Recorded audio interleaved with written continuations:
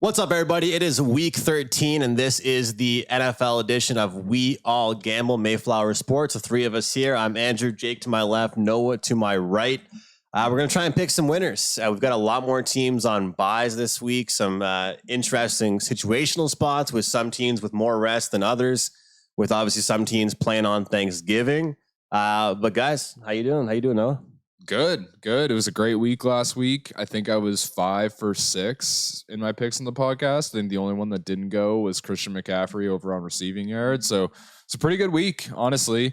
Hopefully the primetime games kind of end up being better this week. I think I'll keep saying that every week because last night's Chicago Vikings game might have been the worst football game to happen in a long time. That didn't revolve around the Patriots. So, I'm hoping for some better primetime games, but I think it's a good week this week. The slate looks pretty good.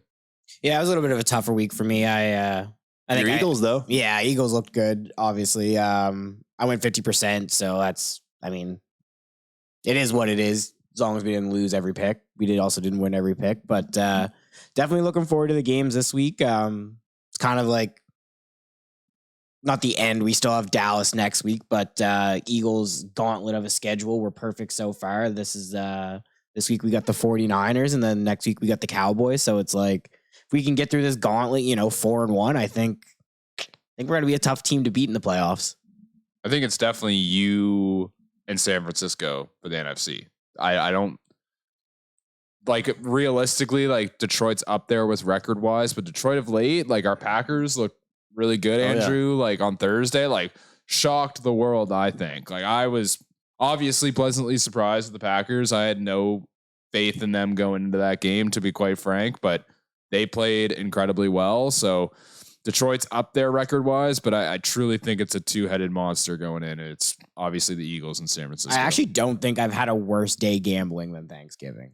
That was fucking tough. You weren't happy? No, I got beat up, smacked around. Not good. But tilt bet on the Dolphins money line, Raheem Mostert anytime. Win it all back. So the Friday game. I can't even lie, boys. I forgot about the game. I was watching that from the minute I got up because I knew I needed to make some money back. I got destroyed on Thursday. It was tough. I had a good day Thursday, and I just made I had the Tim Boyle over. It did hit though. Nice. For the podcast. The Tim Boyle over did hit. And Tim Boyle, we trust. The last 30 seconds, he passed it by 1 yard. So got 168 that game. So, shout out Tim Boyle. Let's go. And it's crazy. His passing touchdowns was 0.5 and he cashed that. Everything is discounted because everyone thought he'd be so trash. He did suck. But when when every prop is discounted that much, he hit his completions, his attempts, his yards, and his touchdown passes prop.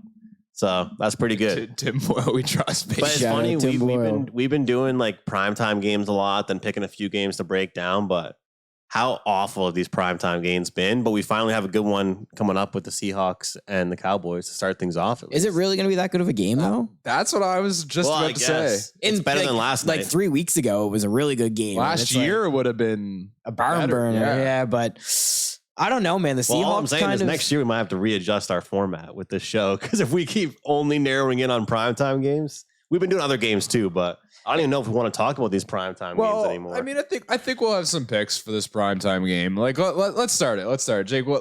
You're not sure about it being a barn burner. Let's see what you got to say about the Thursday game. So my Thursday game is obviously it's the Seahawks and the Cowboys. So my first pick, I got 2, is actually going to be Brandon Cooks over 40.5 yards. So this is cash forward of the last 5 games. One game was narrowly cashed it, and then he had one game where he had 7 yards. So but Cooks has kind of solidified himself, I think, as a second option on the team. Obviously I was all in on Jake Ferguson last week. He got 1 target and that was it. Cooks is really starting to kind of make a name for himself opposite of CeeDee Lamb. And I think Dallas has just kind of decided hey, we're a air raid offense. Tony Pollard really isn't it. Enrico Dowd, whatever his name is, he's he's a gadget guy. Like he's not going to, really open up the run game for you. So I like Brandon Cooks against a Seahawks defense. It's kind of been struggling as of late, and it's going to be hard to bet against the Cowboys when they're at home. I know the Eagles are at Jerry's World next week, and that's the one I think we're going to lose. I think we do end up beating San Francisco this week, but I think the Cowboys at home are just like a juggernaut. They're going to be really tough to beat, and Cooks has really performed at Jerry's World too. So I think it's just a nice kind of middle of the road number for a receiver who realistically could hit that over on 2 catches, right? Like the type of receiver that he's been for Dak is a lot of like medium to long shots. And I think it's a decent yard value, I think, for a guy that's been playing pretty well the last 5 weeks. I like it. And you're right. It's like Lamb gets 1 million catches a game, but you get a huge discount on him. On all of the wide receivers, It's crazy. Yeah, I mean, the sports books are always going to focus on those bigger guys. It's just like when Joe Burrow obviously was healthy and you looked at Jamar Chase's receptions every week. It's like 7.5, 8.5. It's like, man, that is it can easily hit, but that is a tough line to take when you get to that point. Because Jamar, not like Tyreek's typically high in there, but Tyreek's been getting them every week, it seems. Yeah. But Jamar Chase was so hit or miss. Like some games he'd have 12 receptions, then another game he'd have like 3 or 4. Look at DJ Moore for the Bears. I talk about it every week. It's actually insane. Like no matter how awful that game is to watch, no matter how shitty every other player on the Bears plays, he gets like 80 yards and like 8 catches. It's unbelievable, really. Like you could show me the score of the game and I would probably be like, okay, he might have gotten 40 yards, like handful of catches. There's nobody else on the Bears that does anything. So like at least he's kind of like he's like a superstar on a bad team, kind of. For sure. Which is good for props. And sometimes, like you say, like it's so easy to overthink it because this team's not very good. Maybe the number's getting so high, but then if there's nobody else doing anything, then you can start looking at it. But what do you like in the game? This will kind of help Jake's pick, I think. I'm taking Dak Prescott's over on passing yards. It's 280. It's technically 281 to get the over. Dak's been slinging the ball at home, right? Like this is an air raid offense, as Jake said. They throw the ball a lot. He's been averaging, I think, the last 3 games like 320 yards a game. Obviously, some outliers in there, but he's been throwing the ball a lot. And I think against this Seahawks team, that secondary isn't as great. They got Jamal Adams back there, but he hasn't really been the guy the Seahawks really wanted to get from the Jets way back. They're an opportunistic defense, but they're not a stable secondary. And Cowboys at home, I think, and Cowboys are one of those teams that will run up a score. They won't ease off the gas. Big Mike won't let his team do that. So yeah, give me Dak Prescott's over on passing yards, keeping it kind of simple. I think a lot of the receivers like Brandon Cooks, all these guys will probably hit some overs as well. So I think it'll help a lot of picks there. I can't believe I'm saying this because this is from the same guy that bet the over in the Bears game yesterday, or I actually gave it out on the podcast. Like I can't lie. I only ended up betting games on Sunday. Didn't bet yesterday's game. We talk about every primetime game. So I said if I was betting it, I would bet the over in that game. I'm happy I didn't, but I like over 22.5 first half. I know you talk about that the Dallas Cowboys keep their foot on the gas pedal, and I've mentioned it too. It's a good thing about betting full game overs with them.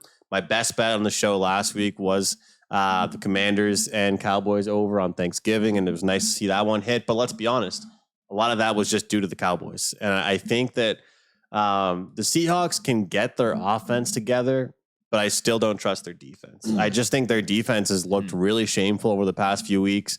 And as you've mentioned, this is a Cowboys team that really hasn't been kind of just like taking a lot of time to march down the field. Every single time they have the ball, they're looking to make an explosive play. They're looking to go deep. And the way they're utilizing their running backs even is a lot different than it was last year. So I think we're still good, hopefully.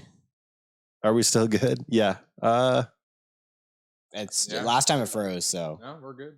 We're still good. All right, we're still good.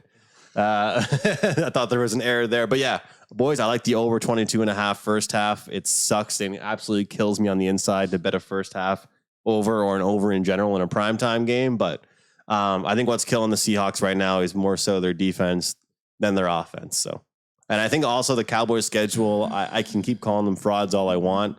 They've had pretty generous schedules. And if you remember back a couple weeks ago, I gave out the Seahawks against the Niners. You guys called me crazy, and I was crazy because they got pumped. I think the Niners are a better team than the Cowboys, but I think this could be a very similar situation, except for the Seahawks actually score more points. I don't think they're going to be able to defend the Cowboys, and the Cowboys keep rolling. So the reason why I'm choosing the first half, though, is I think that once the Seahawks are dead, like they've struggled once they're like 2 touchdowns behind. You know what I mean? Because then you can't kick field goals anymore. Then you start kind of making plays out of your comfort zone and things like that. So I'm just going to stick with the first half. So you're going with like both teams over. Yeah, both teams over. Yeah, okay. Yeah. Makes sense. Yeah, so I got one last one, and then we'll move on to the next game. Kind of lends into what we've all been saying, and I'm going to take the Cowboys team total over 27.5. That's cashed the last 3 weeks and 3 out of the last 4. I don't think I really need to go too deep into this pick because we've all kind of covered what we think of the Cowboys offense, and it's explosive and they like to put up numbers, and they're definitely point spread range too. Yeah, and they're definitely going to run up the score. So I think, to Noah's point, that the Seahawks defense is kind of underachieved this year. And for my hopes is, to be quite honest, I know that they have been running up the score as of late, but it looks like in the games that have been close is where they haven't hit this 27.5. Like, they've gone every game that they've gone over the 27.5 has been a blowout. So I kind of need them to blow out the Seahawks, run up that score, because when it gets tight, it looks like they're not a team that's gonna hit that total for some reason, which is kind of odd. But yeah, short and sweet. Cowboys over 27.5 team total, and then Cooks over 40.5 receiving yards. But I'll tell you real quick, Jake. I want to say something because I gotta get better. Something I want to do more is taking just team totals. Because let's say you like this over in general, right? That's kind of why I'm doing just the first half. Like, I was pretty much chalking it up as a loss. My over, I got lucky kind of last week on American Thanksgiving. I actually ended up live betting the Washington Cowboys game over 42.5, and then the over 46 and 7 hit. Sweating. But it's just one team, right? Yeah. So like people always like I know people in baseball that the total will be 8.5 and they're betting over 6.5 team total when it's that big of a matchup, right? Yeah. But it's like you either take the point spread, or in baseball the -1.5 or whatever, or you just take the team total, because like let's be honest, going into that matchup, which team did I think was going to have to carry the scoring, right? Yeah. So I'm sitting there on the couch, like, just you almost need points from the underdog in order to win that total. Oh, 100%. The whole time you were just show me a touchdown. You don't care who people it is. will look at you like you're crazy though if you take a team total over like 29.5, 28.5. Yeah. But it's because you almost feel more comfortable with that than the spread sometimes. Well, if you're gonna hit, I think the over was like 46.5 or something like that, which is crazy high for a primetime game, but that just shows how good Dallas's offense has been. But if you're gonna take that total, you're gonna need the Cowboys to put up probably 30 points anyways. Yeah. So it's like, why not take the 27.5? And if you lose, then you know what? Just wasn't your day. Mm-hmm. But there's nothing worse than taking the over 46.5 and the Cowboys win 30-10. Exactly. And you're just beating yourself up, right? Yeah. So I completely agree with you. But let's move on to Sunday here. I feel like I've been starting us off a lot lately, so let's mix it up here. Let's see what Noah's got. I see you over there plugging away on Bet365. No, well, I was just looking because there's two lines that I'm kind of confused about. So it does worry me a bit, but obviously one is some recency. But my first pick, and I've gone to them a lot this year. Sometimes they've burned me quite badly, but I really do like this Detroit -4 against the Saints. I do. I know Jake's laughing because he's like, damn, every time he's gone to Detroit, he's got burned.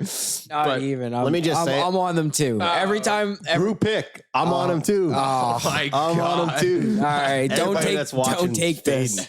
Don't take this. Well, look. We all saw that line and started chopping the bit. See, this is why I was saying it. This is why I let off of like, I'm confused about this line. It scares the hell out of me. So Detroit -4 against the Saints. Let's get it out. Let's see if we're all aligned with why we're thinking this. The Saints suck. Okay, the Saints are so bad, and like they just lose against teams where you're like, there's no way the Saints lose this week. They can't. They gotta win this division. Like they have the best team on paper in the division, the best quarterback probably on paper or going into the season, we thought.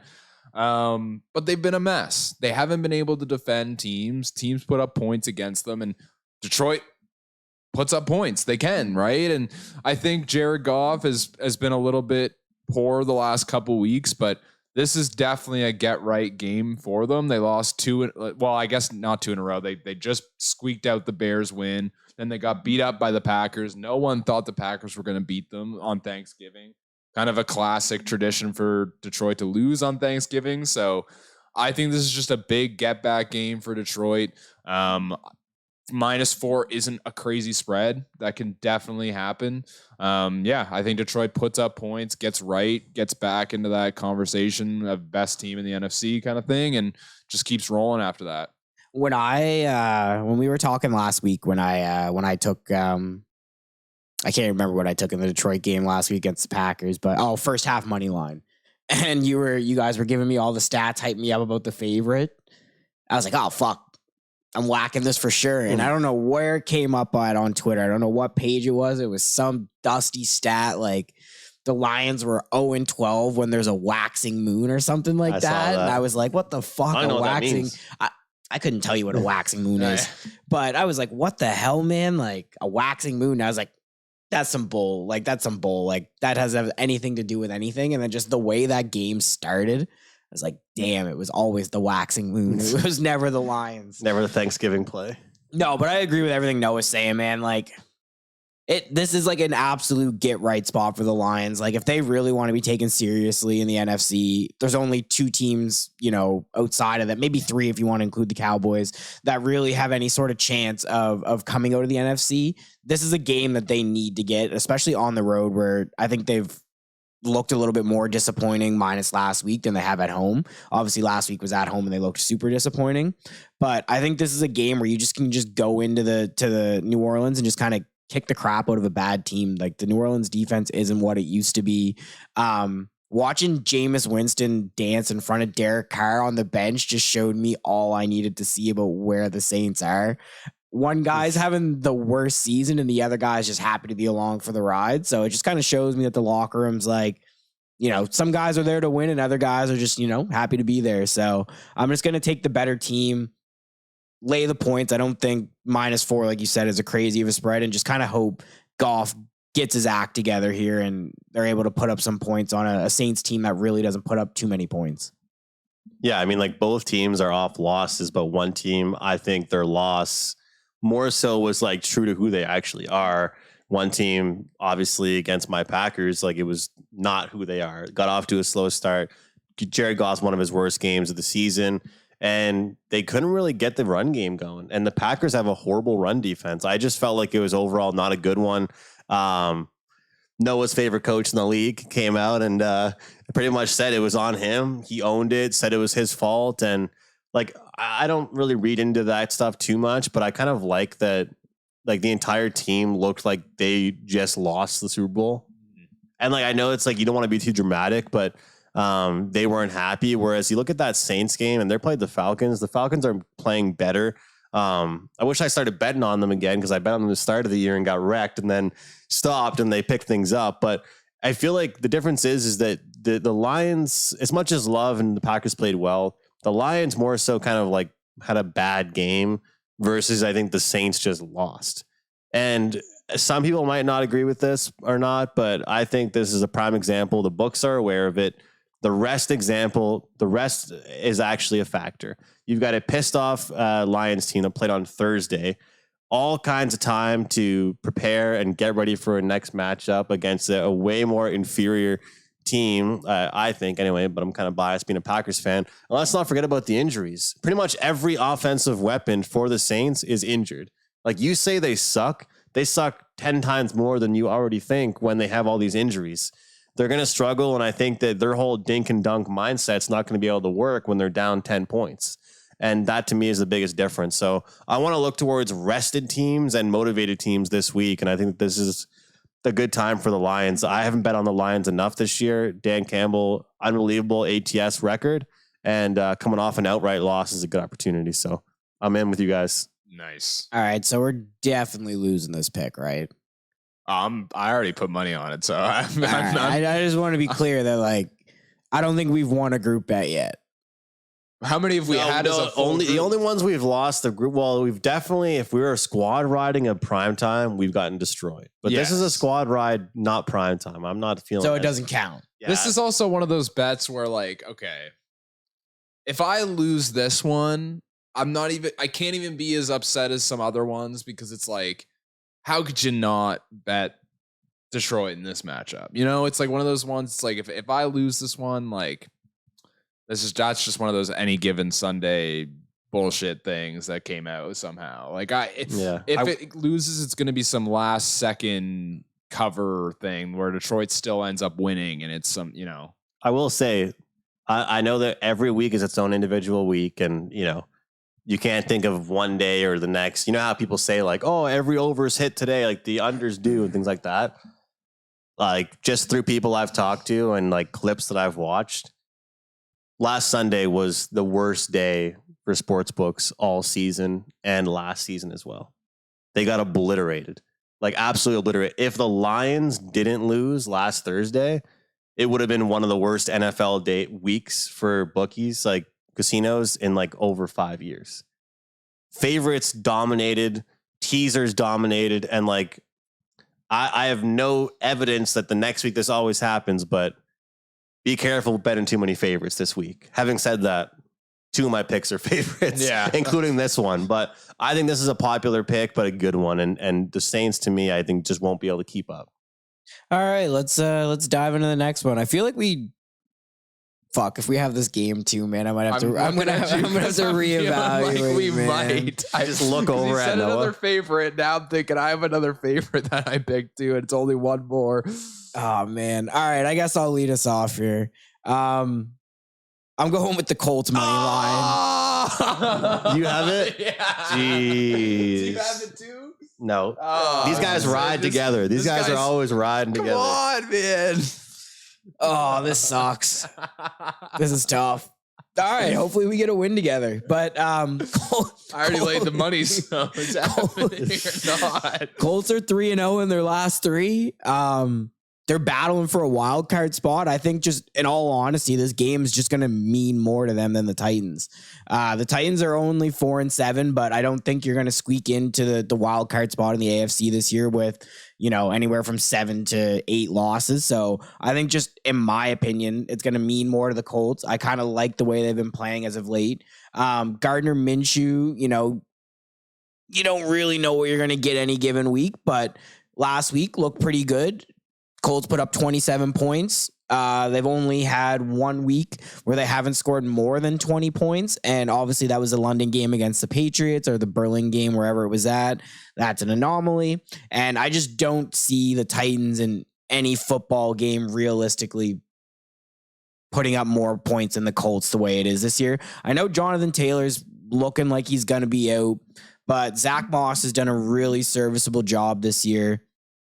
And again, I think it's just one of those games where game means more. Better team. Lay the number if you want. It's -1.5. I'm taking the money line because I just don't want the push. I don't want to deal with that nonsense. This season, the way things are going, you might as well money line it. Yeah, it's just not even worth it to take the -1. But, and in terms of the Titans, like, I was a big Will Levis guy when he finally got the start, and then that first game, and I think, you know, he's looked good at times, but I don't think that team's really set up for him to succeed right now. He doesn't have very many weapons. The run game's been, you know, here and there. It depends on, you know, what Derrick Henry you're going to get. And the defense is arguably one of the worst defenses in the league, right? So it's like you don't really know what you're going to get from the Titans each week. So I'm just going to bet the better team on a close point spread and the hotter team. 3 wins in their last 3 against some pretty decent opponents. I'm here for it. Yeah, I mean, everything you just said, obviously, I agree with, because taking the same pick.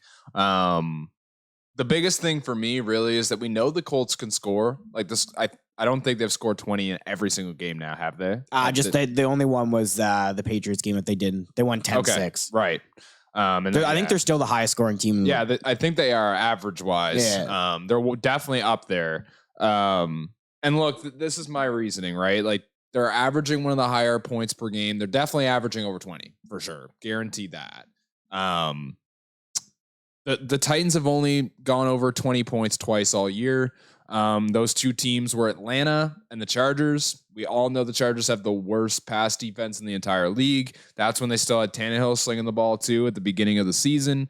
Atlanta, I don't know the stats in their defense. I'm assuming it's kind of middle. Like they were really good and then they've kind of fallen off. Yeah, like I know at the start of the season they were doing pretty well, but I think they're kind of like a middle tier defensive team. So, they just got, I think I have the stats here. I think they won 28-23. That was their highest scoring game as a team. They're not a team that puts up a lot of points. And, with giving up Kevin Byard, kind of selling a little bit on the defensive side of the ball, they're just not really able to stop many teams. Not able to stop too many teams. So I just like the team that's going to be able to put up points. Like if the Titans win, it's going to be an underplay. Like if you really like the Titans, it's going to be an under game for sure.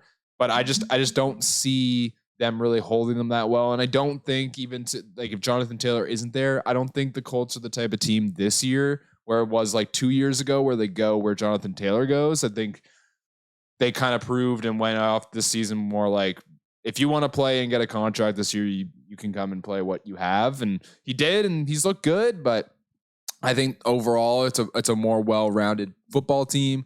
So yeah, give me the Colts -1. And the Titans have really only looked good in games when they have like really, really favorable rushing matchups, like against bad defenses on the run.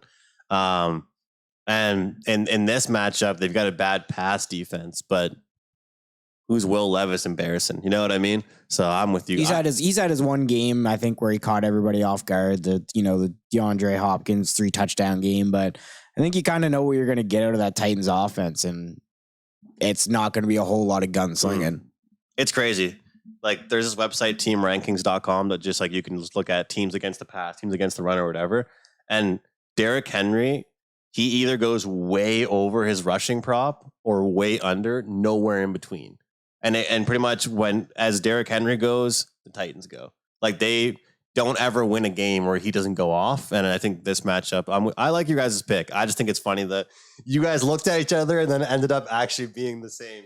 I thought you guys might have already known and talked about it. No, man, it has one of those feelings this week that there was going to be a couple games that we were going to be on, because there's a couple games that you definitely don't want to be a part of this week. I think the slates, there's some good games, and then there's also some games where, if you're a betting person, you're like, I think I'd rather stay away from a couple of those. The game that scares me to death is that Denver-Houston game. Yeah, it's a tough one. That scares because that's going to be a good game, though. Yeah. Well, Denver's best winning streak in the NFL. No one's really talking about it because I think everyone secretly kind of just hates Denver right now. Like some bit of everybody just really kind of hates Team 3. They were so disgusted by the start of the season and last year with Russ, and then now Broncos country. Let's ride. You're right. No one's really giving them credit though. But I'll give you guys a nasty pick. Patriots +6. I don't give a shit who the quarterback is. If you give me a total with 40, you gave me a Chargers team going from SoFi all the way to Gillette Stadium and out east. I think this is a really good matchup. I'm not going to lie. I fucking hate that. Good. You're my dog. Good. I don't know how you can bet on the Patriots at any point this year. They're not going to win. Just spread. Trust me. Like anything to do with a Patriots game right now, if you're not on the other team, I think you're in for some disappointment. Last week, I really like this actually because I was kind of looking at it too, and I was like, I was on your ideas. Trust I can't me. lay money on this. But this is a sharp pick that's not going to lose. Okay, I think the Sharps have been getting fucked, but I think that you look at this Chargers team. This is not a point spread range you want them in, and this is a point spread range I want the Patriots in. They're going to really, really slow the game down. When you have a total of 40 in a Chargers game, and the point spread, they're favored by 6 points. To me, it shows that I think defense is going to be a factor. If there's one thing the Patriots have proven to be good at this year, and it's not been a lot of things, it's preparing to shut down top guys. So I feel like the top receivers will be shut down for the Chargers. The Patriots can deal with the run game. The under is obviously a play I like as well, but you're going to give me 6 points, especially I couldn't believe how many people liked the Patriots last week. I was surprised by that one. They were -4 against the Giants and Tommy DeVito. But I think that you see a team from a place where it's super warm coming to Gillette where you're actually going to freeze your ass off. And they've had quite the busy schedule recently, playing different style of teams, getting 6 points. This is actually one of my favorite plays in the week, boys. So +6 Patriots. Might have sold me on one. Fair enough. Fair enough. I might ride it, but it's going to be sketchy. It's going to be a sketchy. I honestly told a guy at work last week that if he's so he commutes from Fredericton, not every day, but he comes down for the week because we work in the office Tuesday, Wednesday, Thursday. But he was asking me about what I liked, and I was like, you don't really want to take anything that I took this week because it just usually doesn't work that way. But if you want to pick, I was like, take the Giants money line. I trust in Tommy DeVito. Like that's terrible that I can just give that to someone. Like, don't take anything that I took. Take this absolute shit game because I know how bad the Patriots are. That's good though. I mean, that just goes to show what little faith I have in the Patriots as a team. You can't beat a guy named Tommy DeVito that still lives at home. But it goes into what I was saying at the beginning. I don't even know if we were recording at this time, but I cannot trust the Chargers for anything. I can't trust the Chargers just as much as I can't trust the Patriots. Exactly. Like, at least with the Patriots, I know what I'm getting. And that's a shitty game, shitty football team. And that's why it almost plays into what your pick is, because like I think they're going to make it such a shitty football. Like that is going to be such a bad game. Like, and that will feed into the cover because it's like, here's Patriots football, man. The other team sucks, but the Patriots got 2 quarterbacks playing at the same time. like I don't know who I'm getting. Whichever quarterback starts for the Patriots, I might take their under on pass attempts because I think it's going to be just run as much as you possibly can. And even if the Chargers are on the field, they find a way themselves to make mistakes. Like you said, they should be so much better than they are, and they're not. And you guys remember earlier in the season when I really liked Washington, like in like a +7 to 10 range. Like I was always taking the Washington Commanders, and like this is a good example again of like a team that I'm comfortable with not winning, but in their range. So I don't know. We'll see. I could completely, be a bozo and get memed, and then Chargers had their best game of the year. But that's why you're sharp. I mean, the Patriots. Well, they've been getting destroyed this year. The Patriots' main starting quarterback's a guy who's looking like he's still waiting outside Gillette for his mom to pick him up, and then the backup's a guy who's named after a fucking laser tag place. It sounds like. So I don't know. So I don't know what the hell we're doing. Like, as a Patriots fan, I'd be like, dude, give up on the season. It's over. Tough. I love it though. I hate the Patriots. Yeah. It just makes me happy. What else do you guys have? But I guess I'll lead us off. Game of the week. Game of the year, maybe. We got 49ers and Eagles. No, you know who he's taking. All right, on to the next pick. We know who Jake's taking. Eagles +3. I think not money line? No. You don't got it in you for the money line? No, come on. No. It's We plus definitely 125. Give it to him. we could definitely lose the game. But if you want my honest opinion, I think the 49ers are going to come out and have a point to prove. I think that they thought if Brock Purdy didn't get hurt, that, they would have been the team in the Super Bowl, not us, which I completely disagree. I think our defensive line would have just kept swarming him and just made him look ordinary. I think for me, a lot of our games have been super close lately. We're just finding a way to get over the hump. And I think that's why even if we lose, I think we lose in a close game. It's not, they come in and absolutely blow us out. But I really don't need to dive into the game too much because I think it's just because it's my team. It's our game of the year. Every game for the last 3 weeks has been our game of the year. So I just like the way our football club's playing. You want to touch the screen? My bad. I just love the over in that. That just kills me when people say that. Hey, I'm an Eagles fan, bro. That was the team practice this week. He's a minority owner. If it wasn't our football club, there would be no football club. Remember that. Just remember that. But no, I think we get after Brock. I think we could shut them down. Our secondary has been absolute ass, but I don't think you have to worry too much about anyone really killing us too bad as long as it's not Brandon Ayuk and George Kittle. I think you can kind of let Debo do his thing because it's going to be yak, and I think we can kind of handle that, keep him in front of us. But as long as McCaffrey doesn't get going and Brock doesn't have all day to sit back there and pass the ball, I think their defense is there to get got. And with the way Jalen Hurts is playing, like the last 3 games, feels like he's kind of like turned the corner where like at the start of the year, I was talking about how frustrated I was with him, where he wasn't showing emotion, really didn't seem to like he cared whether we won or lost, how we played. And icing on the cake is we finally had a game where AJ Brown played like crap, but Devontae Smith was right there to pick up the slack. Him, AJ Brown, and Equiminius, whatever the fuck his name is. I love him so much, but I can't get his name. Equilibrium. Let me ask you. I think it's Zacchaeus Equinemius. I know his name. I just like to mess around. Viscous. We've had the over though. If you like the Eagles, I feel like you like the over. And I like the over. I think we could get it. I think we could get a grimy game. I think we thought that about, the Chiefs and Eagles game, and that was a, 21-17 kind of grimy game. But I'd like to see us win, but I'm going to play it safe. +3. I think if we do lose, it's going to be, we lose on like a last second field goal and we lose by 1. I can't wait to watch that game. Yeah. Okay. I'm going with 100% bet win right now. It's 100% rate proven. Going with Carolina Panthers. Money line. Listen, interim coach games. Whoa. 100% hit rate. Every time. They have been 100% Jeff so Saturday last year with that Colts team. First game he gets in. What do? Beat, what was it? Like the Raiders or something by like 40 points. Everyone's like, Jeff Saturday, here we go. Yeah. Raiders this year, interim coach. What do? Come in, win 2 games in a row. Who else we got? None of those teams had Bryce Young. Yeah, they don't. they got Jimmy G or Aiden O'Connell. All right. They had who did the Colts have? Carson Wentz. Yeah, I don't even know if he was playing. I don't even know if he was playing. Minshew. No, was that? No, it wasn't Minshew. Carson Wentz, buddy. Minshew was the backup. No, it was Eagles. Ryan Tannehill.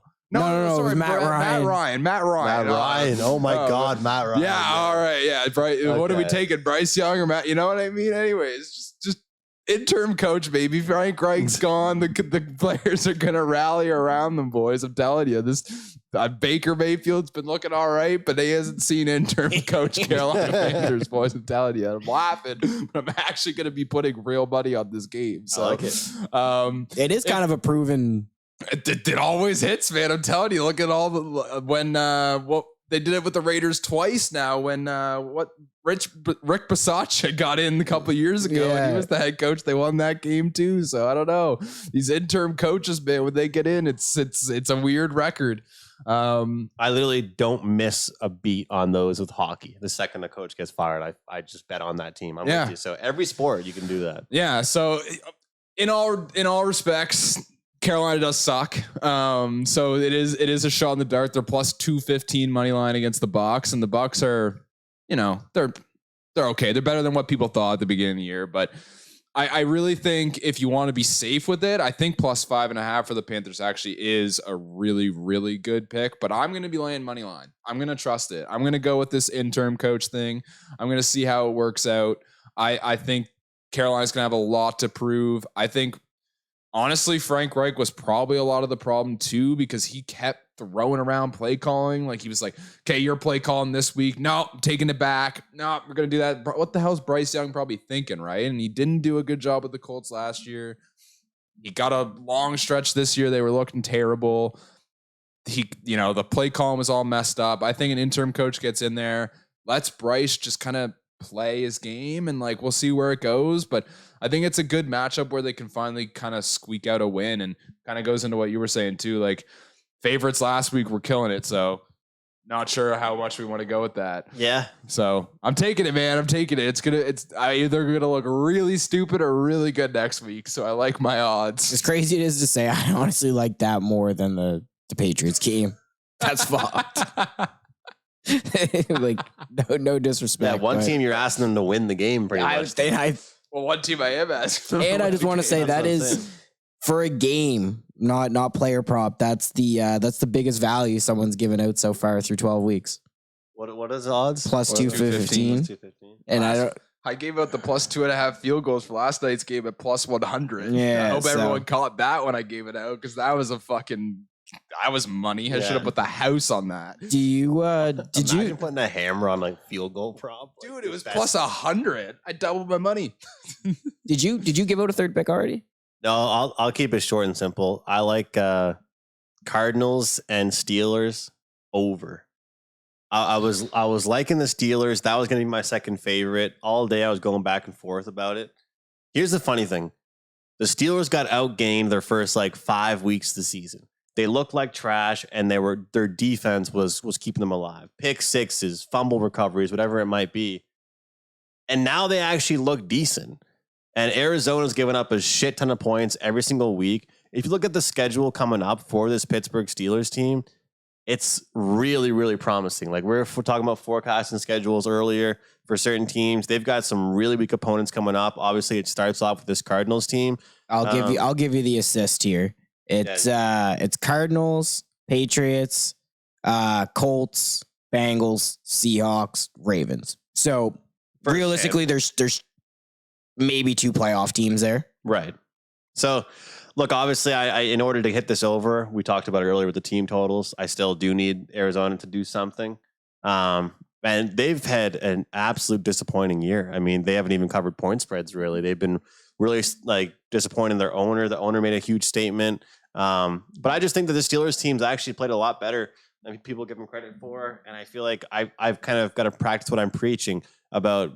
You know, we're going to rip a team. We've been doing this podcast for 2 months now, right? We're in week 13. We rip on the Steelers like what feels like it was like just yesterday, but it was 5 weeks ago. We were ripping on the Steelers. Since then, I don't think anybody's given out a pick in even one of their games, and they're actually playing better football now. They've got weapons. I've definitely stayed away. Warren is actually playing really well in the run game for the Steelers, and I just feel like they're getting it together. Pretty much, they just need Pickett to be average. They don't even need him to be great, not even good, just serviceable, and they're putting points on the board.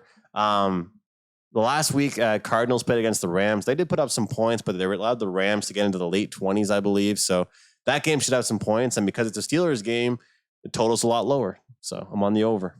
All right, here. Let's jump into the Sunday nighter. I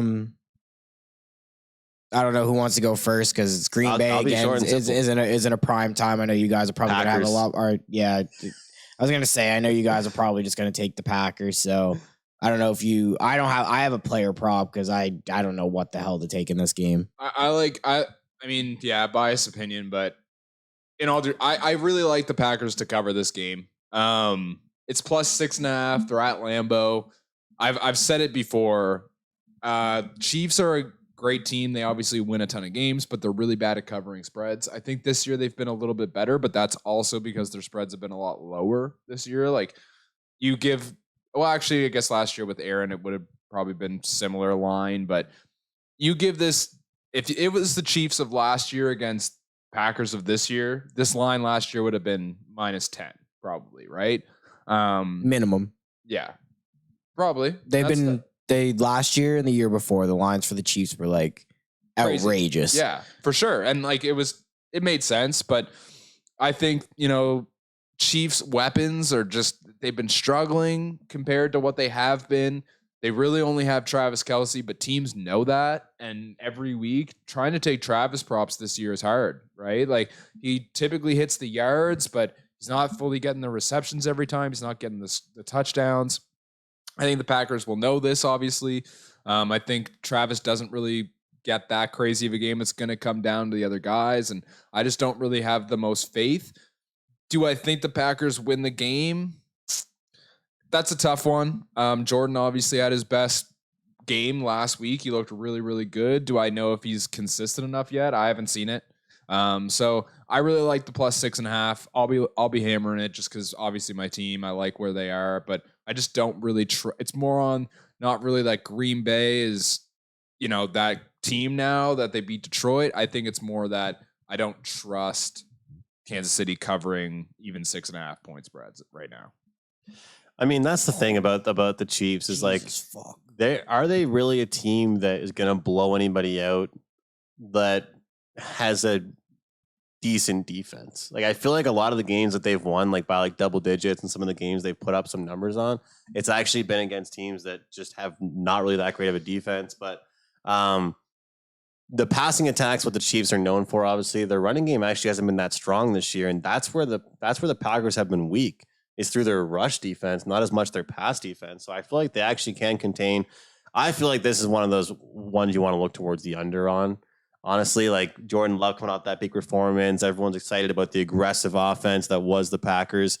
But I think the under is a good play. But I think I don't have a number for it, but I'll put it this way, guys. I'm just gonna throw it out there. I like Romeo Doubs props. I just think that Christian Watson, you look at a lot of tight ends that are being utilized. Even I talk about the running back injuries that have happened this year with the Packers.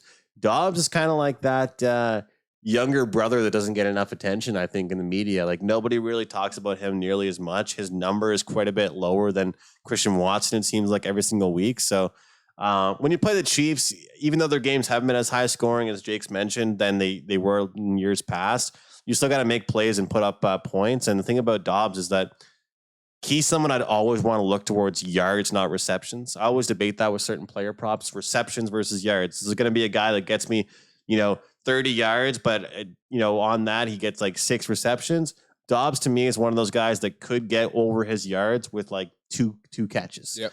So I'm going to just throw that out there. I don't have the number, but I'll be eyeing it. And sorry, just to even echo like more about that, like too, like I agree with that. Dobbs has looked like that safety valve kind of guy. I've said it at the beginning of the year for Jordan. He's kind of more of the safety valve guy, but even just talking about just the game in general, this is a much bigger game for Green Bay than it is for Kansas City. Like Kansas City obviously wants to get the win, but Green Bay is in an interesting position, especially after that Vikings loss last night. If they can somehow like pull this win out, the playoff hunt is still alive. If they can pull this one out, like very, very much alive, because of course the division is now really poor without Kirk Cousins there. So it's a big game if they can do it right. Like the playoffs are a possibility. So those players must know that, and they're gonna play hard. Yeah, I'm just gonna let you guys say what you got to say about your team. I'm not gonna add too much on. I feel better about the under than I do about the Packers. This game to me was like, I saw it and I was like, I actually don't really want to bet this game at all. Packers looked good last week. With all of those injuries on both sides of the ball, somehow they still managed to play great on both sides of the ball.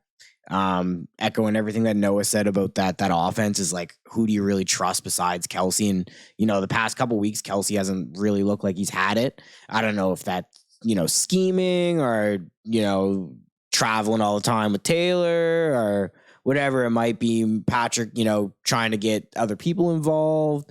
But I just don't really have a read on this game. And I think I'm just going to go to what I know best. And I know the Packers run defense isn't really good and there's no number out on it yet, but I'm going to take Pacheco anytime.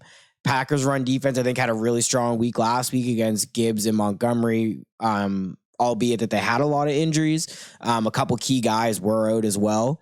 I think the Chiefs' offensive line is much better than the Lions. I think the Chiefs have a top 5-7 offensive line in the league, and I think they can open up some spaces, especially in the red zone where realistically Mahomes has only had Kelsey and Rashid Rice in the end zone. Obviously, Justin Watson came on last week, but it's like, do you really trust that guy to go to him as a red zone target? And I think Andy Reid just kind of diagnoses a weakness in the offense and kind of tries to exploit that in the red zone.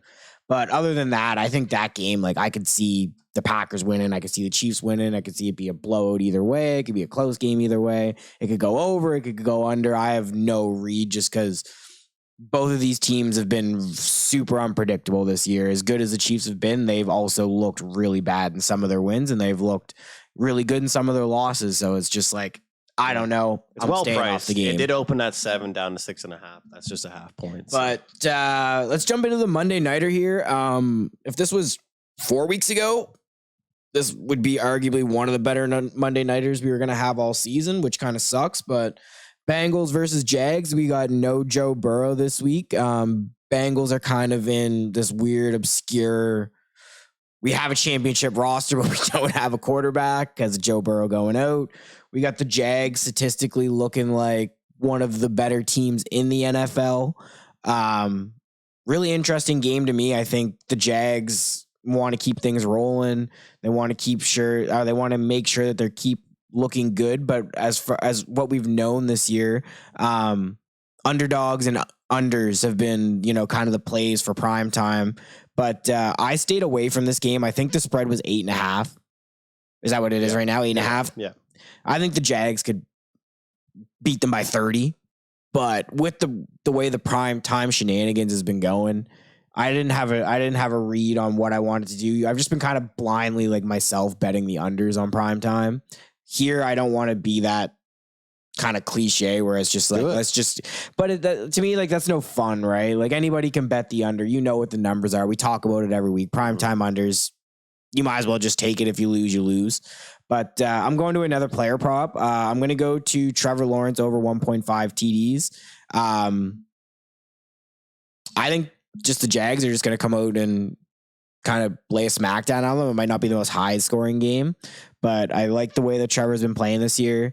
Bengals secondaries, and their pass rush is pretty good. Like Trey Hendrickson's a pretty good defensive end that doesn't get a lot of credit, but I think the Jags offensive line is super underrated. I think they've done a good job of keeping Trevor upright this year, and I'm just kind of hoping basically it's one of those games where Trevor comes out and they just kind of drop some dimes and they just don't really rely on ETN the whole game. But other than that, I don't really have too much to say about this game. This game was kind of a Debbie Downer to know what it could have been. Yeah, I'm aligned with that one. I actually really like that pick, and I'm probably gonna honestly take that with like a parlay, because I'm probably gonna parlay that with Jags team total over 23.5. Jags score a lot of points. Trevor Lawrence has looked really, really good. They looked amazing against Houston last week. Unfortunately, didn't get the 2 touchdowns that I bet on that game.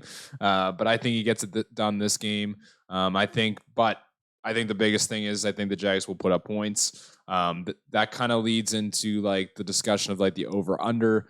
I don't think Cincinnati can put up points right now without the quarterback. I think they're pretty lost. They have a ton of weapons, but I expect the Jags to have a lot of time of possession in this game. There's going to be a lot of punts on the Bengals side, unfortunately.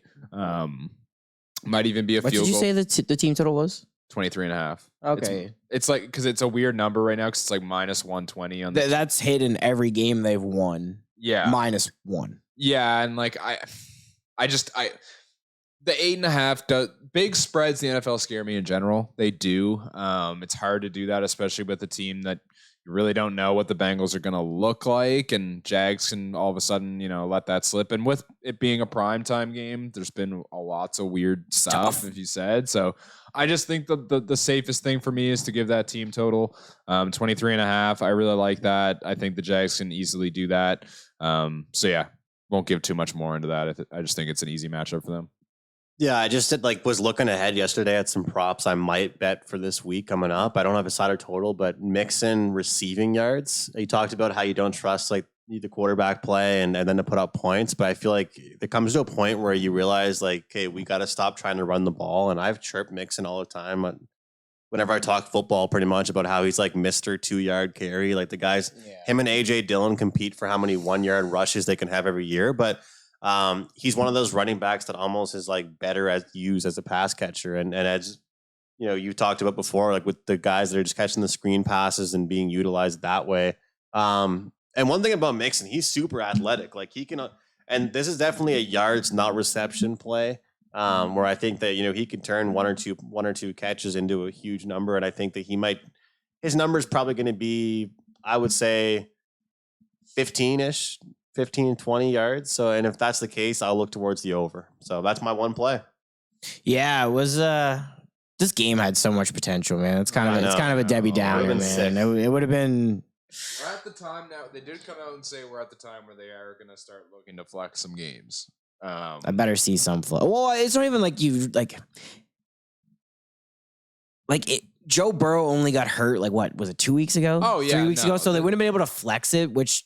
Whatever, but it just sucks. It's like these quarterback matchups are like what you look for in a prime time game. Like obviously two great teams are two great teams, But it's like when you have that name brand like Joe Burrow, Trevor Lawrence, it just makes the game so much more. But Well, that's why the Jets were prime time scheduled. because of for Aaron so many Rodgers, games this yeah. year, right? And then fucking Zach Wilson. Oh man, I know some Jets fans, and it's just like they were trying to ride for Zach Wilson for a while, and I was like, dude, come on. It's tough when he's the only person on. You know what I mean? Like for primetime games, you can't you just have to watch him be miserable, and you're just like, man, you suck. Well, he's done. Yeah, he's done definitely in New York. done. He's not. You better learn how to speak Canadian. Yeah, he's not. He's not playing another game for the Jets, and I don't know who's gonna want to try to pick him up. Oh, don't you, Henry? I will fight you so bad. No. Okay, that's got to be a wrap for the pod. That's got to be a wrap. All right, we got Henry's had enough. He's been a good boy, waiting patiently for the podcast to end. But for week 13, we all gamble, powered by Mayflower Sports. You can check us out on Instagram, Twitter, YouTube, Apple Music, Spotify, wherever you listen to your podcast. We're there. I'm Jacob. This is Andrew, Noah, and we'll be back for week 14.